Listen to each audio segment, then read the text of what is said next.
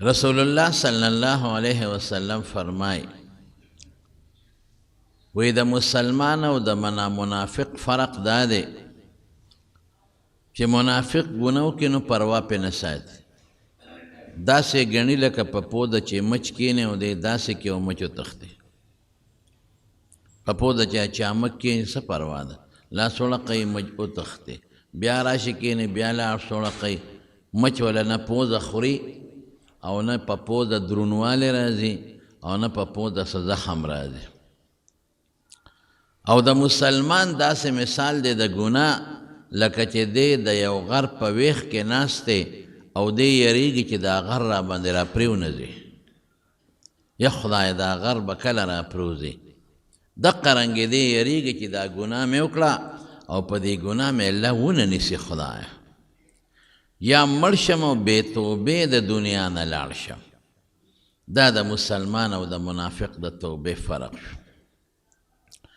اوس توبه چې انسان وبخي او د الله نه بخنه وغواړي الله پې ډېر خوشحالېږي او ولې پې الله خوشحالېږي د هغې یو وجه خدا ده چې د الله په دربار کې خپل ځان عاجزه کړه چې خدایه زه تا نه معافي غواړم خو دا عاجز یم که نو یو یې د خپلې عاجزۍ اظهار وکړه دویم یې د الله د لویۍ او د لوی قدرت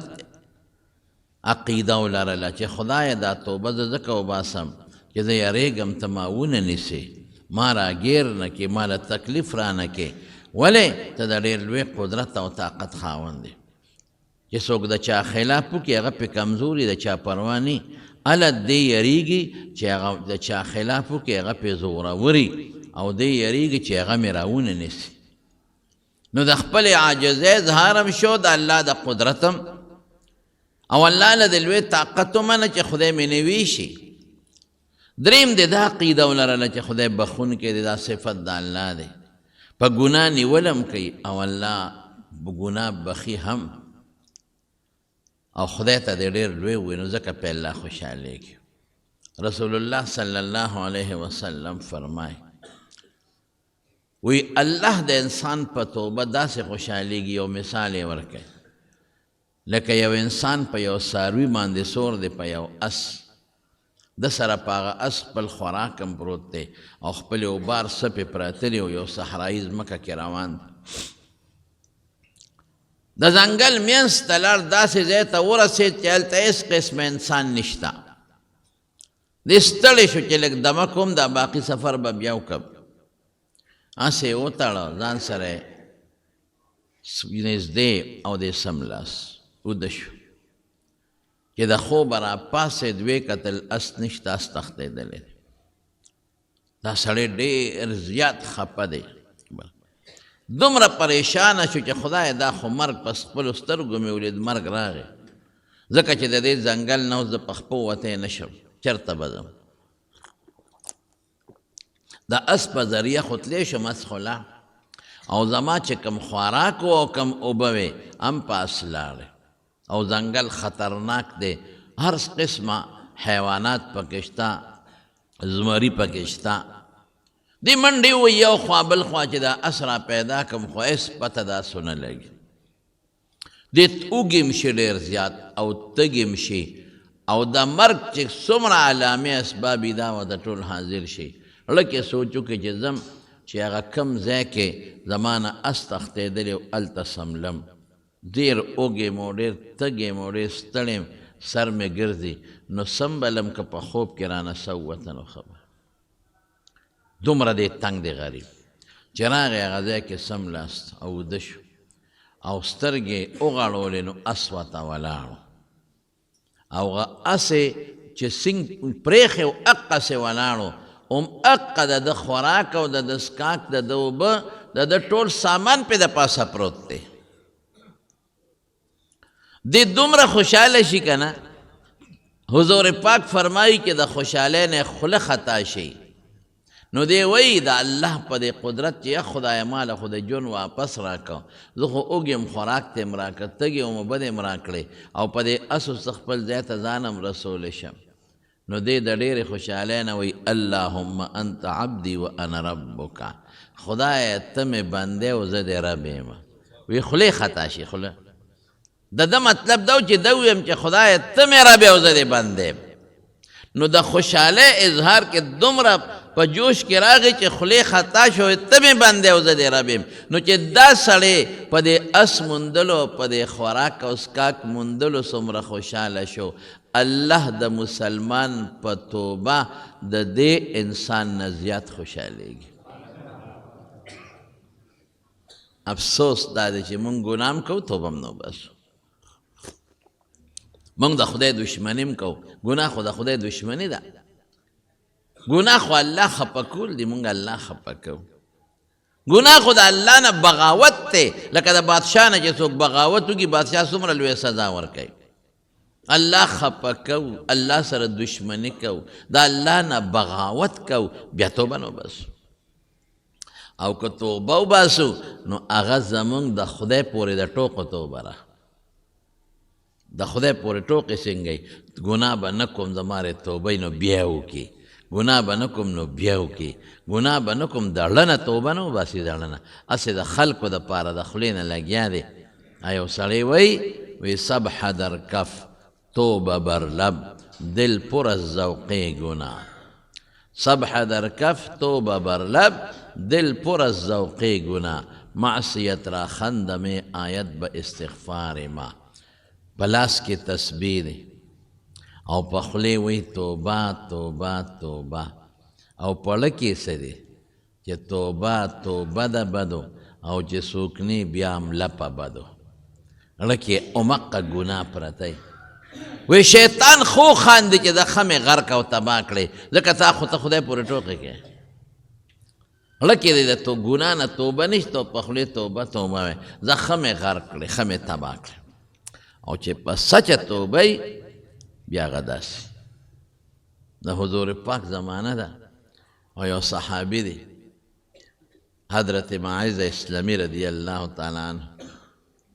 راغی رسول الله مبارک له جمعت. دې ته توبه وایي. موږ ته ګوره زموږ توبو ته ګوره. توبه توبه توبه چې خلک وویني خولې نه توبه وي خدایه توبه وي خدایه توبه. هسې د خلکو دپاره توبه توبه کوو. دړنه والله که توبه دې وویسته د ګناه نه فاساد ته خدای معاف کوي. راغی رسول الله مبارک جمعات کې ناست دی او دی راغی پیغمبر علیه السلام ته کېناست وي د الله رسوله ما یو خطرناکه ګناه کړی دی، په ما د خدای حد قایم که. رسول الله مبارک او سوی زنا مې کړی دی، الفاظ یې ووایي. حضور پاک ته مخ بل طرف ته واړو، دی راغی هلته کېناست. ځکه څلورو مجلسونو کې به څلور ځله اقرار کوي. بیا رسول الله مبارک ورته وایي غږ نه کوي، بل طرف ته یې مخ واړو. مطلب یې دا و چې دا سړی ځي بس توبه وباسه الله دې معاف کوي که نه. بیا وایي د الله رسوله ما زنا کړې ده، په ما د خدای حد قایم کا. بیا ته حضور پاک مخ واړو، هلته راغی بیا دې بل طرف ته یې مخ واړو، دې خوا بیا راغی سړی نه ځي. بیا ورته رسول الله مبارک څه وایي چې تا به زنا نه کړې، هسې به دې ټونګې مونګې والې، لاس به دې وروړې،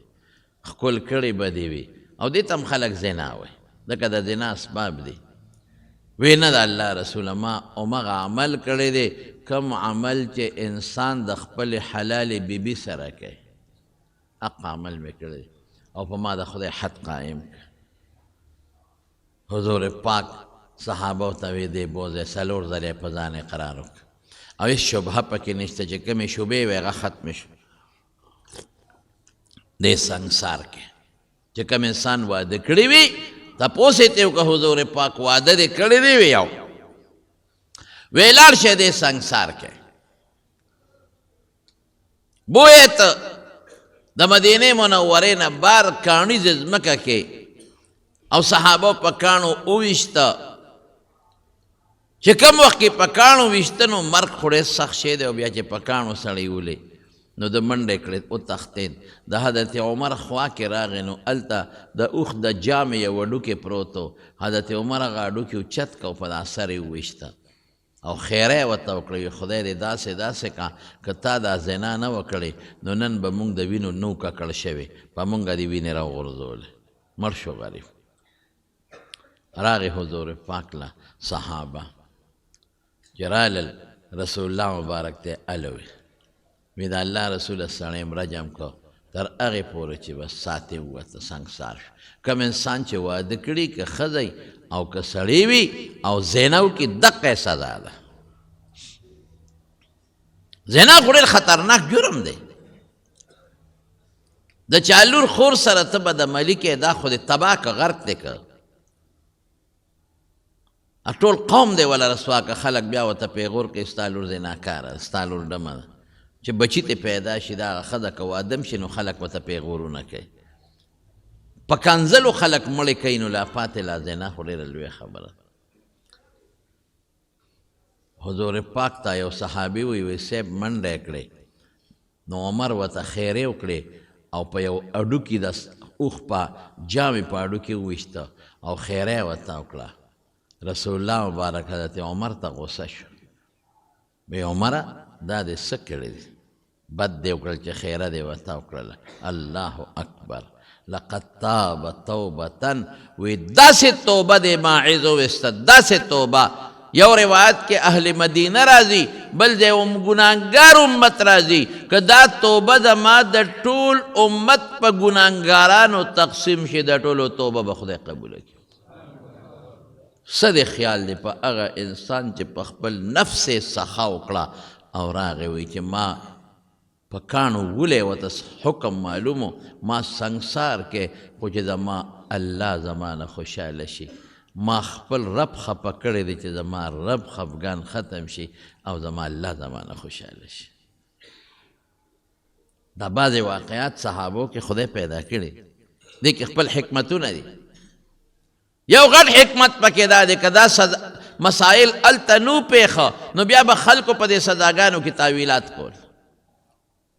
بیا به تاویلات کول چې قرآن حدیث کې راځي او دا حدیث هم دی دا د رجم متعلقه لیکن د قرآن ایت ته خو زموږ علما وی منسوخ التلاوت ته حکم باقي دی. الشیخ والشیخة اذا زنیا فرجموهما بیا به خلک وایي چې دا په تشدید محمول دی او په پلان کې وډنګرې خوا دی خوا نو دا قطعا او یقینا دا بعضې څیزونه صحابو کې الله پېښوي چې عملي طور بعضې سزاګانې معلومې شي او سبا پکې څوک تاویلات ولري. ورځ بله ورځ څو ورځې پس ښځه راغله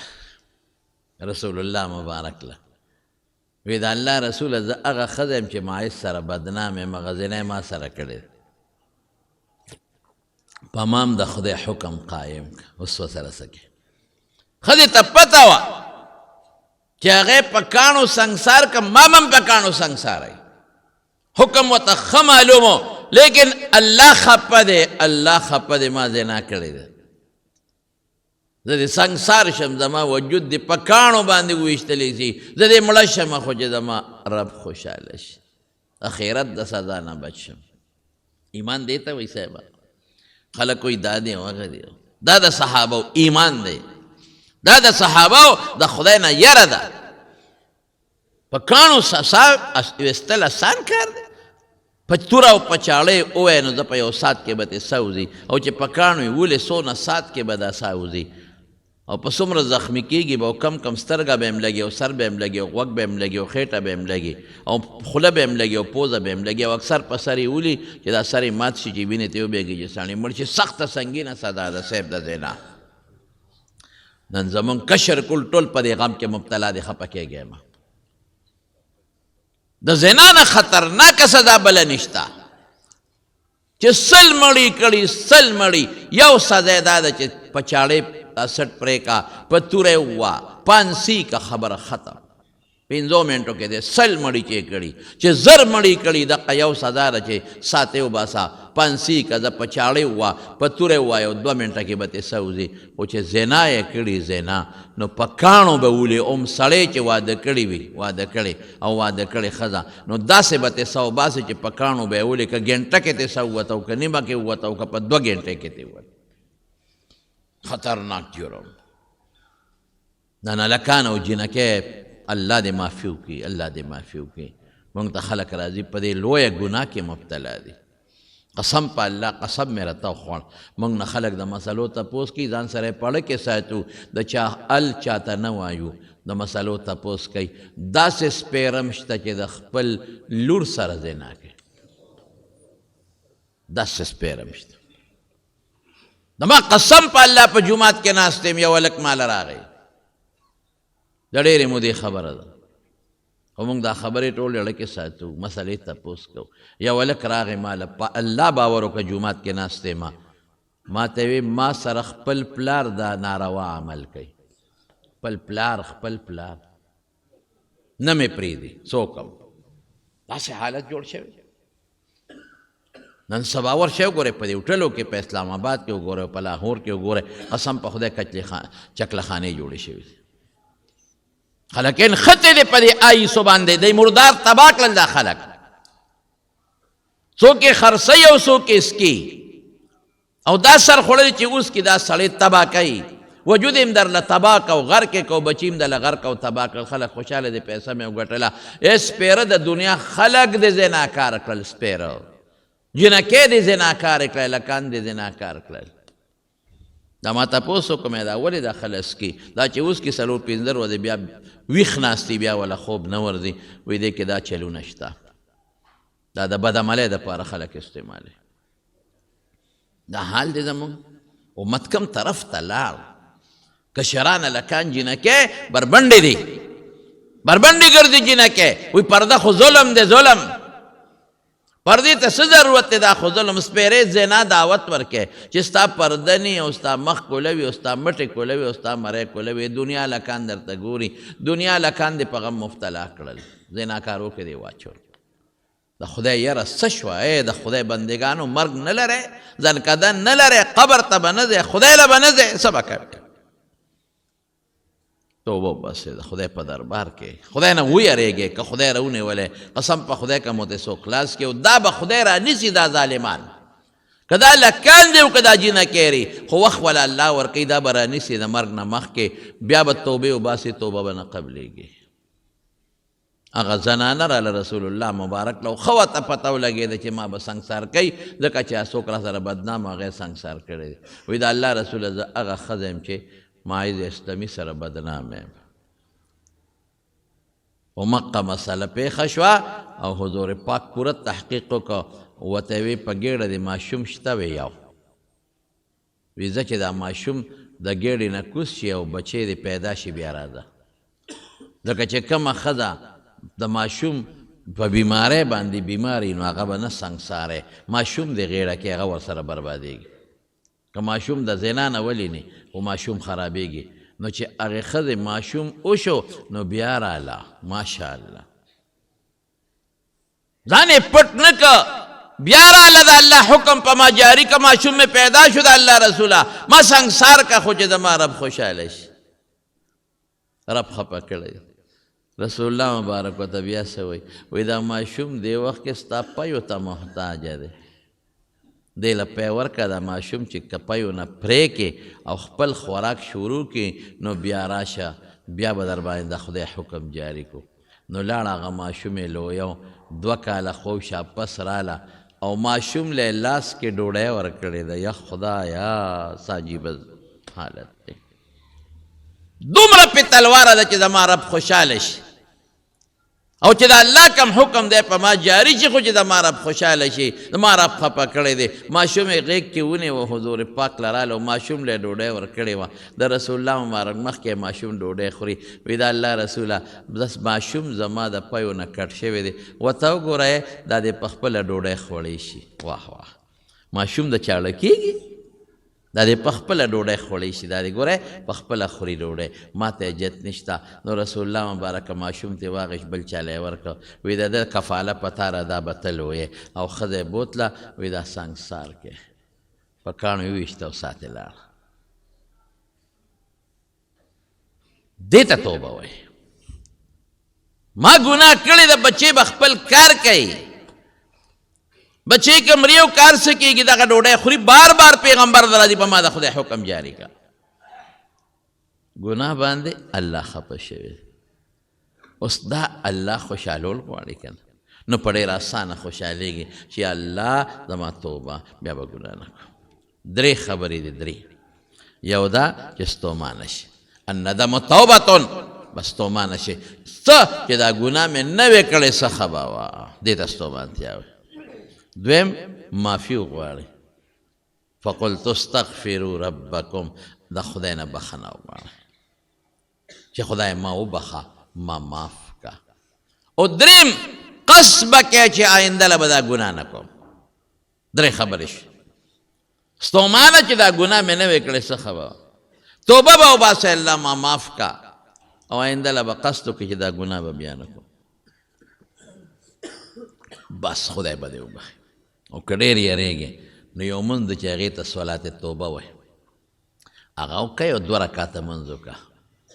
او بیا لاس الله ته اوچت که خیر دی که د هغه عربي الفاظ نه راځي لا اله الا الله الحلیم الکریم سبحان الله رب العرش العظیم هغه دعا نه درځي هسې د الله صفت وکړه یا خدای ته قادر مطلق ذات خدای ته سخي ذات ته بخونکې خدایه او زه ګناهګار یم الله دا مونځ مې وکړه زما ګناه ماته وبخه. هغه الفاظ نه راځي پروا نشته به د خدای لږ صفتونه وکړه ووایه چې زه ګناهګار یم زه ګناهګار یم ما ګناه کړې ده ما معاف کا الله به دې معاف کړي. او توبه باندې الله ډېر خوشحالېږي. مولانا روم صاحب رحمت الله علیه یو واقع لیکلی ده. مولانا روم صاحب ډېر لوی عالم وګورئ ښه صوفي مو ډېر لوی عالم وی د حضرت عمر د مثنوي کې شته د حضرت عمر فاروق رضی الله عنه زمانه وه په شرابو کلکه پابندي وه چې شراب به څوک نه څښي. یو مسلمانو او د یو ذمي یهودي عیسایي د هغه د کور نه راووته د شرابو بوتل ورسره شراب یې واخیسته او چې څنګه د هغه کور نه راووته حضرت عمر فاروق یې ولیده بس پوه سړي وي دا خو غرق شو د امیر المؤمنین په خپله ولیدم. یو خدای چې بل څوک را باندې ګوی وکړي نه امیر المؤمنین په خپله ولیدم او عمر هغه له خدای دومره روب ورکړی چې خلک به ترې لړزېدل. په بخاري شریف کې راځي عبدالله ابن عباس غوندې سړی صاحب د عباس رضی الله عنه زوی د حضور پاک د تره زوی د عبدالله ابن عباس او د پیغمبر مبارک خدمت یې کړی دی او خلکو به ډېر قدر او عزت کو. پیغمبر مبارک ورته د علم او د حکمت دعا کړې ده. او په بخاري کې راځي وي یو مسله کې مې سودا وه او دا مسله به د عمر نه بل چاته نه وه معلومه وی یو کال په دې سوچ کې وم چې د عمر نه به دا تپوس څنګه کوم یو کال. نو یو ځل ورسره په سفر باندې روان وم نو یو دسماتي لته نو ما ورسره لوټه واخیسته نو یې په لارې طبیعت برابر و نو ما ورته وویل چې صاحب یو کال وشو خو تا نه یریږم تپوس ته نه نشم کولی. دوه ښځې تتوبه الی الله چې قرآن شریف کې راځي قد صغت قلوبکما نو دا کمې ښځې وې وی ما ته وی چې ابن عباس یو کال ما نه یریږې تپوس ته شي کولی چې د دین مسله ده ته نی معلومه تا ته پته چې ما سره شته فوري تپوس کوه او جواب یې راله راکړه. دومره هیبت و د حضرت عمر فاروق رضی الله عنه.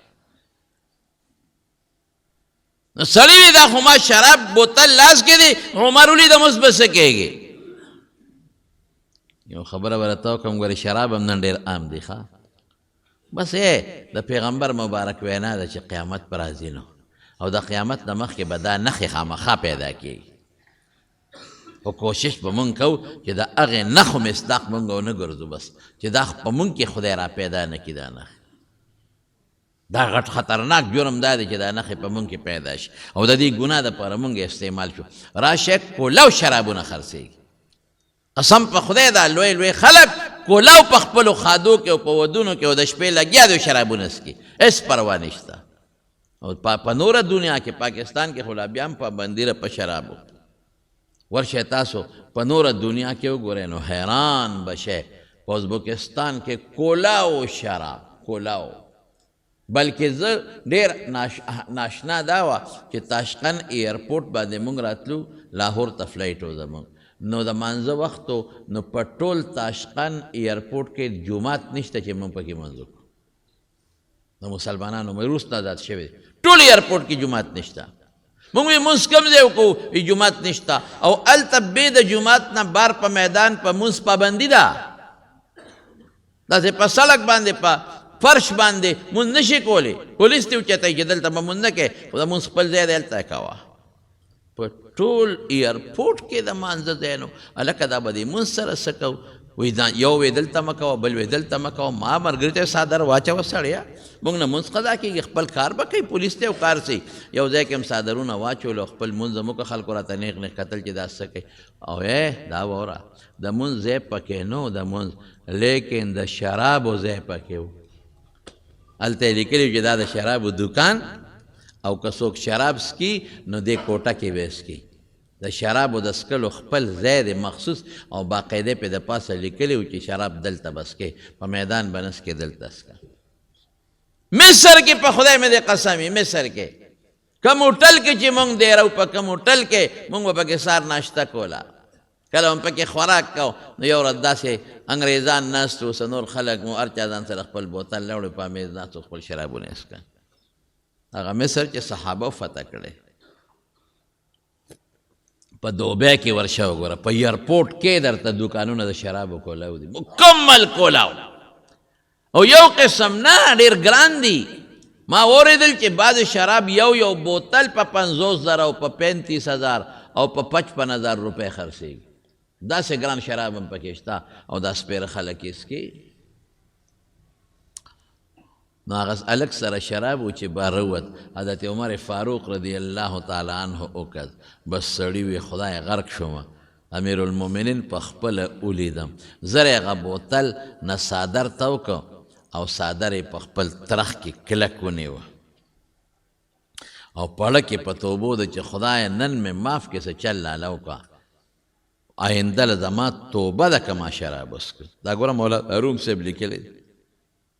حضرت عمر صاحب به پسې راتیز شو او دا غریب رپیږي چې رپیږي وی ترخ کې څه دي وی صاحب څادر دی پکې روباسه څادر کې څه دي وی بوتل دی وی بوتل کې څه دي وی پی دي دروغ یې نو پی دې په لاس کې ولې نه نیسي چې څادر کې دې بنډلې څادر یې ترخ کې نیولې دي وی صاحب ګرم دي دروغ خو سړي د چل ښیي که نه ځکه مې څادر کې منډلې دي او ترخ کې مې څادر منډلې وی روباسه د غریب وجود رپېږي چې ما خو 2 جرمه وکړل یو شراب دی بل مې دروغ ووی چې پی دی او ګرم دی اوس به وایي چې دا پی خو چې څنګه څادر د ترخ نه راوویسته او څادر یې لرکو او بوتل ډس شو چې په ځمکه دې پرېوته او چې پرېوته نو پی ته روان شو پی او بړاس ته خېږي او بوتل هم ګرم دی سړی هم حیران شو حضرت عمر فاروق رضی الله عنه بیا لکه وایي ما خو ولیدل چې دا یخ بوتل دی په لاس کې نیولی بوتل نه خود بړاس دی او ما ته پته وه چې دا شراب دی دا څه مسله ده جادوګرې که څه مسله ده وایي صاحب معافي خو به کې کن وایي او بلکل معافي اسم درته نه ویم خو هله وایه وایي قسم په خدای د دې کور کې مې شراب واغېستی ښه یخ پخ و لاس کې مې ونیول خو چې ته مې ولیدې یره را باندې راله نو بوتل مې په څادر کې ونغښته او څادر مې په ترخ کې ومنډه خو د زړه د اخلاص نه مې توبه وایسته الله زما په توبه دومره خوشحاله شو چې هغه شراب یې راله په پیو باندې بدل کړل حضرت عمر فاروق رضی الله عنه ورته څه وایي دا هم حضرت عمر صاحب ورته وایي هېڅ د تعجب خبره نه ده شراب هم یو بیدون کې شی دی او پیم بیدون کې شی دی عرب ورته سیال وایي نو که یو شی په بل بدل شو خیر دی پروا نشته پی په شملو بدلیږي خو حیران په دې ما چې دا په ترخ کې دی ګرم چا کړل دا په څه باندې ګرم شو الله د هغه په توبه دومره خوشحاله شو دومره مضبوطه حیا وله راوسته چې هغه دروغ یې وله په رښتیاو بدل کړل دومره لوی ولی ته په لږ ساعت کې خدای جوړ کړ